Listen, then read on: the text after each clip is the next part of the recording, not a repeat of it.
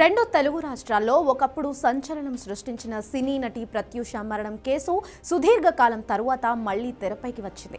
ఎన్నో మలుపులు మరెన్నో అనుమానాల నడుమ సాగిన ఈ కేసులో భారత సుప్రీంకోర్టు తన తుది తీర్పును వెల్లడించనుంది. నటి ప్రత్యూష మరణించి పుష్కర కాలం దాటినా ఆమె మృతి వెనుక ఉన్న అసలు నిజమేంటి, దోషులకు పడే శిక్ష ఏమిటి అనే ప్రశ్నలకు రేపటి తీర్పుతో ఒక స్పష్టమైన సమాధానం లభించే అవకాశం ఉంది. ఈ కేసు ప్రారంభం నుండి అనేక వివాదాలకు కేంద్ర బిందువుగా నిలిచింది. స్థానిక పోలీసుల దర్యాప్తుపై నమ్మకం లేకపోవడంతో ఈ కేసును ప్రతిష్టాత్మక సెంట్రల్ బ్యూరో ఆఫ్ ఇన్వెస్టిగేషన్ కి అప్పగించారు.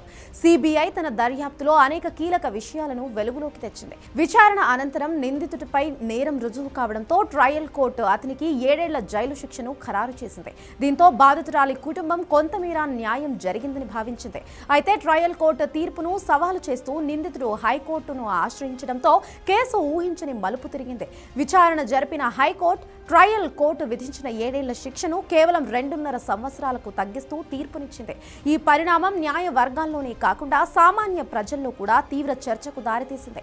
శిక్షను అంత భారీగా తగ్గించడంపై సిబిఐ మరియు ప్రత్యూష కుటుంబ సభ్యులు అభ్యంతరం వ్యక్తం చేస్తూ సుప్రీంకోర్టును ఆశ్రయించారు. గత కొంతకాలంగా సుప్రీంకోర్టులో ఈ కేసు విచారణ సాగుతోంది. శిక్ష తగ్గింపు సమంజసం కాదని, నిందితుడికి కఠిన శిక్ష విధించాలని సిబిఐ తన వాదనను బలంగా వినిపించింది. అటు నిందితుడి తరఫున న్యాయవాదులు కూడా తమ వాదనలను కోర్టు ముందు ఉంచారు.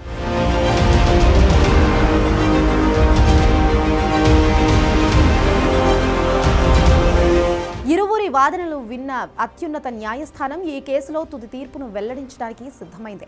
హైకోర్టు తగ్గించిన శిక్షకు సుప్రీంకోర్టు సమర్థిస్తుందా లేక తిరిగి కఠిన శిక్షను విధిస్తుందా అనేది ఇప్పుడు ఆసక్తికరంగా మారింది. నటి ప్రత్యూష కేసు తీర్పు కేవలం ఒక వ్యక్తికి సంబంధించింది మాత్రమే కాదు, సమాజంలో మహిళలపై జరిగే నేరాలకు న్యాయ వ్యవస్థ ఇచ్చే సమాధానంగా కూడా చాలా మంది భావిస్తున్నారు. ఎన్నో ఏళ్లుగా న్యాయం కోసం ఎదురుచూస్తున్న ప్రత్యూష ఆత్మకు రేపటి తీర్పుతోనైనా శాంతి లభిస్తుందా అని ఆమె అభిమానులు, కుటుంబ సభ్యులు ఆశగా ఎదురుచూస్తున్నారు. ఈ తీర్పుపై సర్వత్రా ఉత్కంఠత నెలకొంది.